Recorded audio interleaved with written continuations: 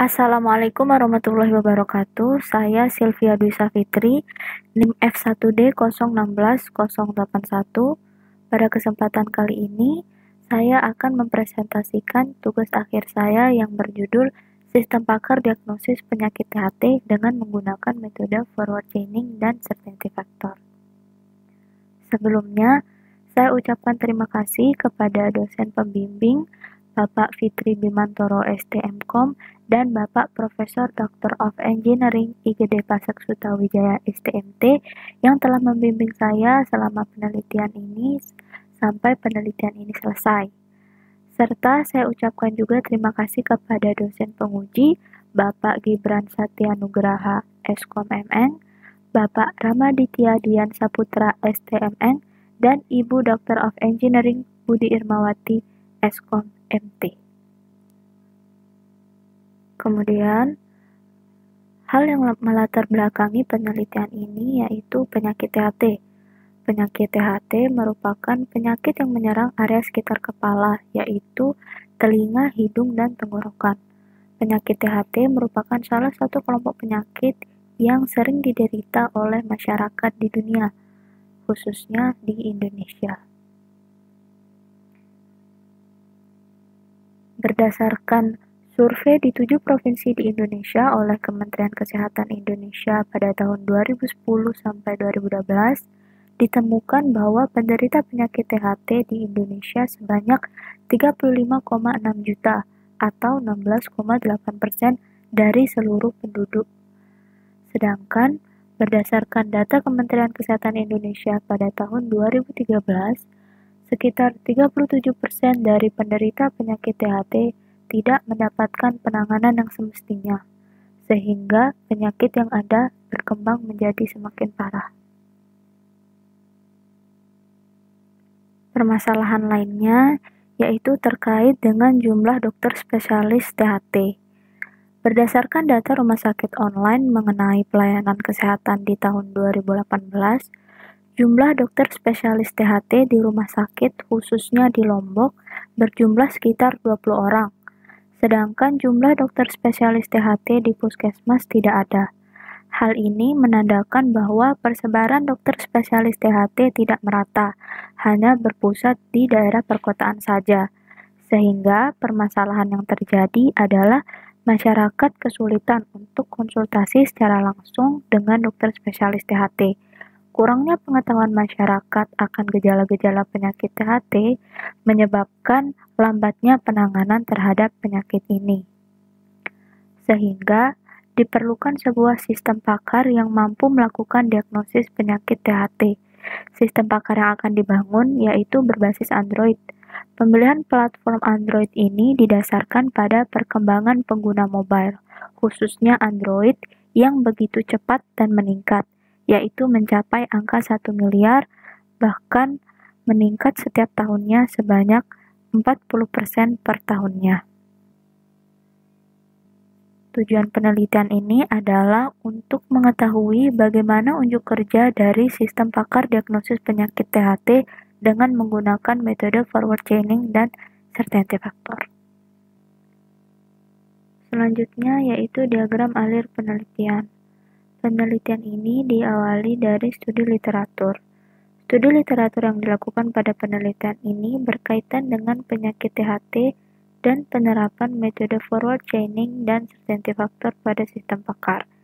Sumber-sumber literaturnya berupa jurnal ilmiah, skripsi, paper, maupun sumber lain yang berkaitan dengan penelitian. Kemudian dilanjutkan dengan pengumpulan data. Pengumpulan data ini dilakukan dengan cara wawancara. Wawancara untuk mendapatkan beberapa data, yaitu data penyakit, gejala, solusi atau saran penanganan dini dan pencegahan, serta data nilai CF.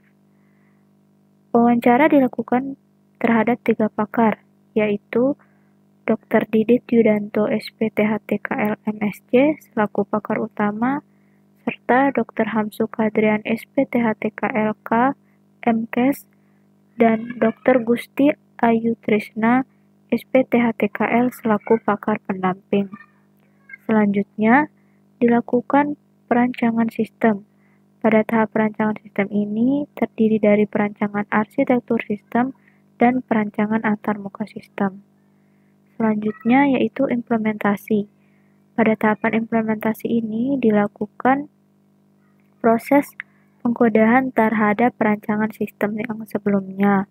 Untuk kode program yang digunakan adalah bahasa pemrograman Java dengan IDE Android Studio. Dan selanjutnya yaitu pengujian sistem. Pada pengujian sistem ini dilakukan 4 pengujian, yaitu pengujian black box, pengujian perhitungan teoritis, pengujian akurasi sistem, dan pengujian MOS.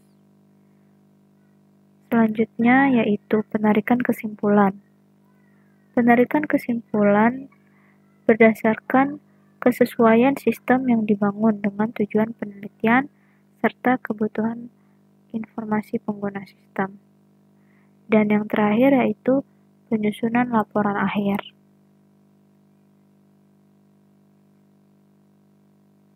Untuk metode pertama pada penelitian ini yaitu forward chaining. Forward chaining adalah metode inferensi untuk penelusuran gejala penyakit. Metode ini dimulai dari input fakta gejala. Kemudian apabila gejala selesai diinput, maka akan disimpan pada tabel working memory. Apabila belum selesai diinput, maka akan dilakukan input fakta gejala lagi. Selanjutnya, dilakukan uji rule untuk mencocokkan premis tabel working memory dan tabel rule diagnosis. Selanjutnya, dihitung nilai bobot CF dari setiap penyakitnya. Kemudian hasil akhirnya akan didapatkan kesimpulan jenis dan persentase penyakit THT. Selanjutnya untuk metode kedua yaitu certainty factor. Metode ini digunakan untuk menghitung keyakinan penyakit THT yang diderita. Pada metode ini prosesnya yaitu pemilihan fakta gejala. Kemudian apabila input fakta gejala selesai, maka akan dihitung nilai bobot CF dari tiap gejala penyakitnya, dan kemudian dihitung dengan menggunakan rumus kombinasi. Apabila belum selesai, maka akan dilakukan pemilihan fakta gejala lagi. Selanjutnya, untuk rumus kombinasi ini ada 3 rumus. Yang pertama, apabila nilai CF1 dan CF2 bernilai positif, maka akan dihitung dengan rumus yang pertama. Kemudian apabila nilai CF1 positif atau nilai CF2 negatif, maka akan dihitung dengan menggunakan rumus yang kedua. Apabila tidak keduanya, yaitu nilai CF1 dan CF2 negatif, maka akan dihitung dengan rumus yang ketiga. Kemudian hasil akhirnya akan ditampilkan hasil perhitungan dari metode certainty factor. Untuk menghitung persentase keyakinannya, dilakukan dengan rumus CF combine dikali 100%. Pemilihan metode certainty factor ini didasarkan pada kesederhanaan rumus yang ada pada certainty factor, serta metode certainty factor cocok untuk digunakan pada sistem pakar yang memiliki ketidakpastian.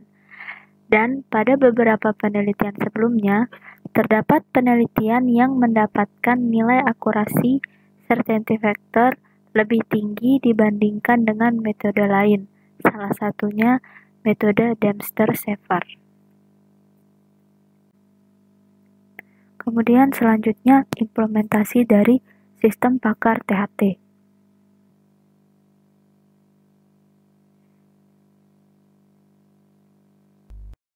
Berikut adalah tampilan dari halaman beranda aplikasi. Pada halaman ini terdapat 4 menu utama yaitu info penyakit, konsultasi, panduan penggunaan, dan riwayat. Pada aplikasi ini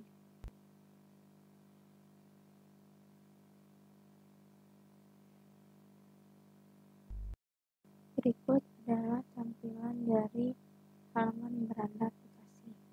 Pada halaman ini terdapat 4 menu utama yaitu info penyakit, konsultasi, panduan penggunaan, penggunaan, dan riwayat.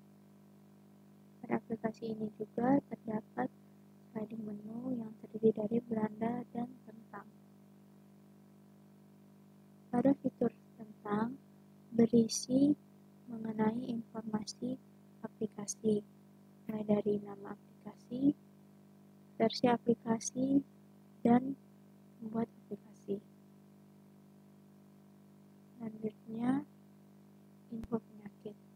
Pada info penyakit ini ditampilkan informasi mengenai penyakit apa saja yang akan didiagnosis oleh aplikasi. Di sini ada 9 penyakit yang akan didiagnosis. Untuk melihat detail info penyakit, tekan salah satu penyakit, kemudian akan ditampilkan detailnya, yaitu nama, gambar penyakit, deskripsi, penyebab dan faktor risiko, serta saran penanganan dan pencegahan. Selanjutnya, pada panduan penggunaan terdapat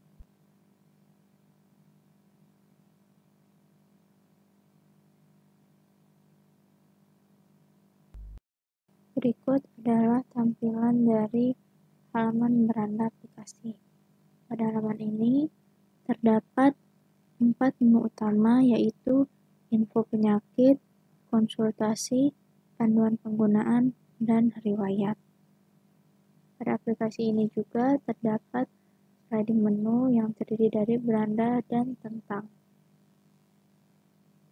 Pada fitur tentang, berisi mengenai informasi aplikasi, mulai dari nama aplikasi, versi aplikasi, dan membuat aplikasi.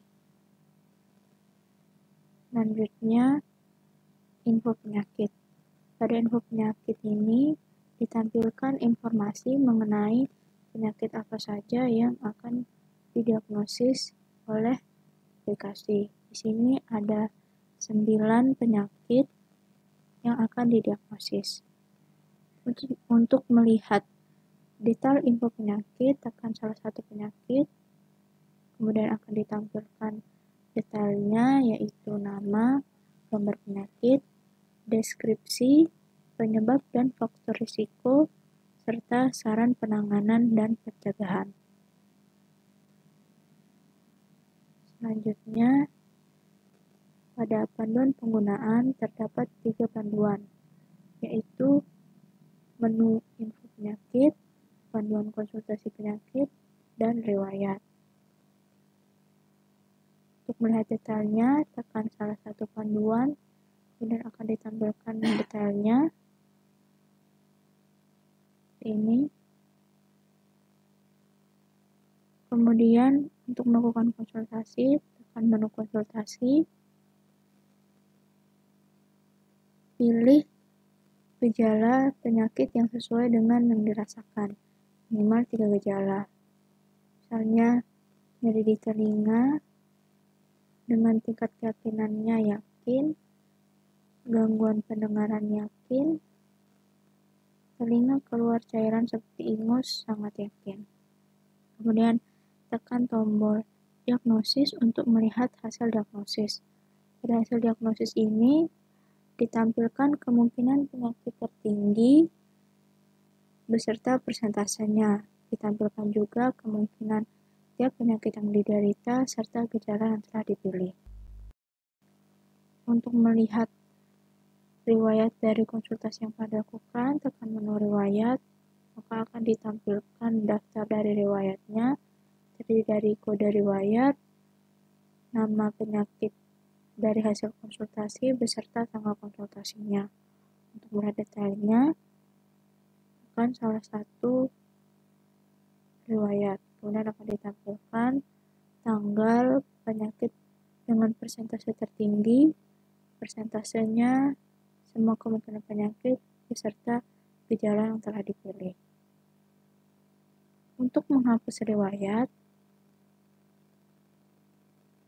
tahan pada salah satu riwayat, kemudian akan muncul pesan pop-up seperti ini, pilih ya, dan riwayat akan terhapus.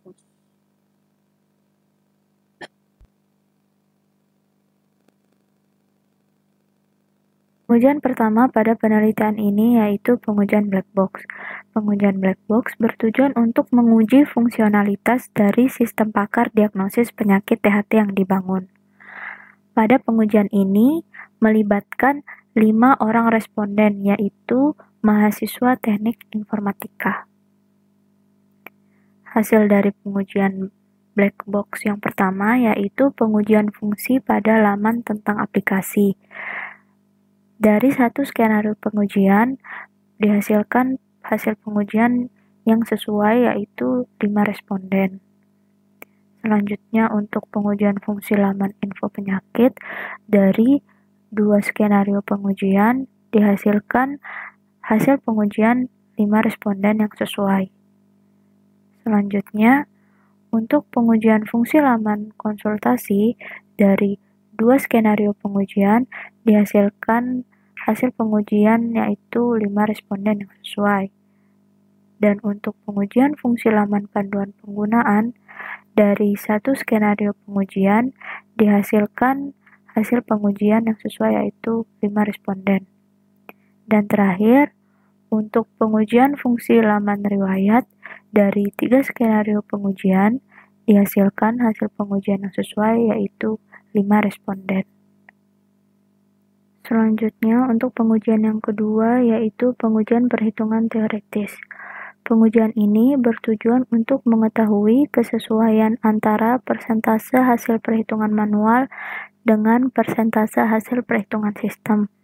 Pada pengujian ini digunakan satu contoh kasus, di mana untuk data contoh kasus didapatkan dari rata-rata dari ketiga pakar. Untuk gejala yang digunakan yaitu ada 3 gejala: gangguan pendengaran, telinga berdengung, dan telinga tersumbat. Masing-masing gejala ini terdapat pada 4 penyakit, yaitu akut otitis media, kronik otitis media, impacted cerumen, dan otitis eksternal, di mana nilai CF pakar dan nilai CF usernya berbeda-beda. Selanjutnya, dihitung nilai CF dari penyakit pertama, yaitu penyakit akut otitis media. Untuk menghitung nilai CF gejalanya, digunakan rumus CF user dikali CF pakar. Pada CF gejala pertama, didapatkan nilai CF sebesar 0,536. Selanjutnya, dihitung nilai CF gejala 2, didapatkan nilai CF sebesar 0,64736. Selanjutnya, untuk penyakit yang kedua, kronik otitis media, didapatkan nilai CF gejala 1 sebesar 0,536, nilai CF gejala 2 sebesar 0,70304. Selanjutnya, untuk penyakit impacted cerumen, didapatkan CF gejala 1 sebesar 0,36 dan CF gejala 2 sebesar 0,8272. Dan terakhir, untuk penyakit otitis eksterna, didapatkan CF gejala 1 sebesar 0,4. Berdasarkan hasil perhitungan pengujian teoritis, didapatkan kesimpulan bahwa persentase penyakit tertinggi terdapat pada penyakit impacted cerumen, yaitu sebesar 82,72%. Jika dibandingkan dengan hasil perhitungan sistem, didapatkan hasil yang sama juga, yaitu penyakit tertinggi adalah impacted cerumen dengan persentase 82,72%. Sedangkan untuk kemungkinan tiap penyakit yang diderita adalah kronik otitis media, akut otitis media, dan otitis eksterna. Selanjutnya yaitu pengujian akurasi. Pengujian akurasi bertujuan untuk mengetahui kesesuaian antara hasil diagnosis pakar dan hasil diagnosis sistem. Pengujian ini dilakukan pada 30 contoh kasus, di mana data kasus diberikan oleh masing-masing pakar. Untuk pengujian akurasi yang pertama berdasarkan dari nilai CF masing-masing pakar. Untuk hasil diagnosis pakar 1, didapatkan pengujian akurasi dari 30 contoh kasus, yaitu valid semua. Untuk hasil diagnosis pakar 2, terdapat 6 contoh kasus yang tidak valid. Untuk hasil diagnosis pakar 3, terdapat 3 contoh kasus yang tidak valid. Dari masing-masing hasil pengujian akurasi ini, untuk hasil diagnosis pakar 1 didapatkan persentase sebesar 100%. Untuk diagnosis pakar 2 didapatkan persentase sebesar 80%, dan untuk diagnosis pakar 3 didapatkan persentase sebesar 90%. Pengujian akurasi kedua berdasarkan dari nilai akhir CF ketiga pakar. Untuk hasil diagnosis pakar 1, terdapat 5 contoh kasus yang tidak valid. Untuk hasil diagnosis pakar 2, terdapat 4 contoh kasus yang tidak valid. Sedangkan untuk hasil diagnosis pakar 3, terdapat 4 contoh kasus yang tidak valid. Dari pengujian akurasi berdasarkan nilai akhir CF ketiga pakar, didapatkan persentase akhir rata-rata sebesar 85,56%.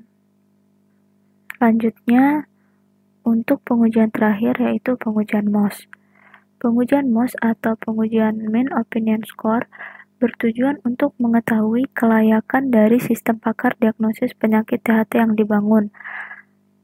Pada pengujian ini dilibatkan 30 orang responden yang terdiri dari 10 mahasiswa program studi teknik informatika yang memahami tentang sistem, 5 mahasiswa fakultas kedokteran yang memahami tentang kesehatan, 5 tenaga medis sebagai ahli medis yang memahami tentang penyakit THT, dan 5 masyarakat umum sebagai pengguna Android. Pengujian MOS yang pertama dilakukan pada mahasiswa teknik informatika. Pengujian MOS ini bertujuan untuk mengetahui bagaimana kualitas sistem yang dibangun, baik dari segi interface maupun dari segi teknis sistemnya.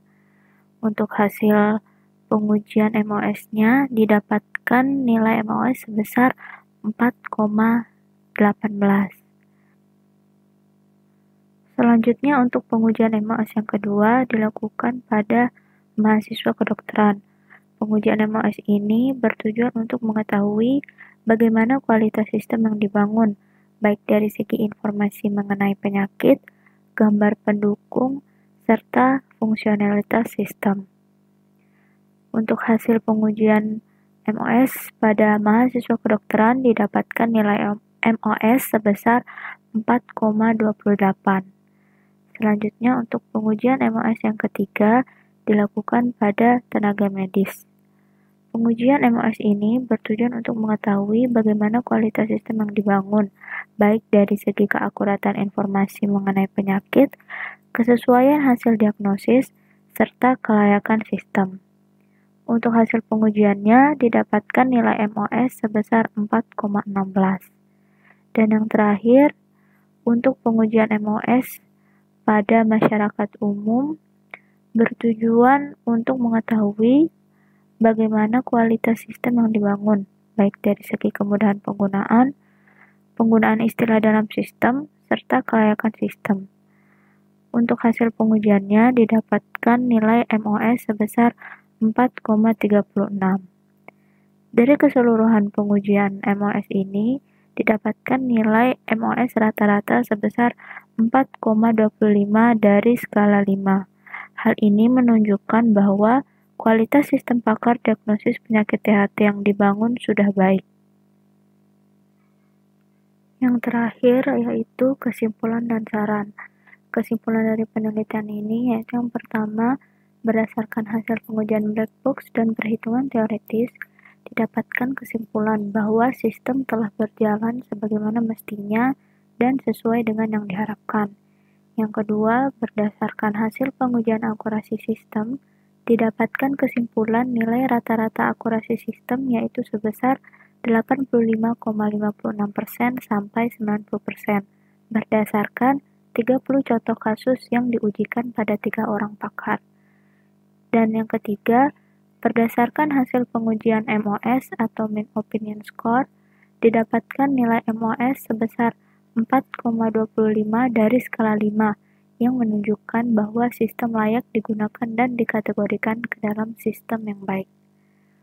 Untuk sarannya, pada penelitian ini diharapkan dapat dikembangkan dengan metode sistem pakar yang lain, seperti Fuzzy Export System, Teorema Bayes, maupun Dempster-Shafer, agar dapat dilakukan perbandingan metode mana yang lebih tepat digunakan untuk mengambil kesimpulan diagnosis penyakit THT. Selain itu, penelitian ini juga perlu dikembangkan dengan metode create, read, update, dan delete pada basis pengetahuan agar mempermudah apabila sewaktu-waktu ada perubahan basis pengetahuan. Sekian dan terima kasih.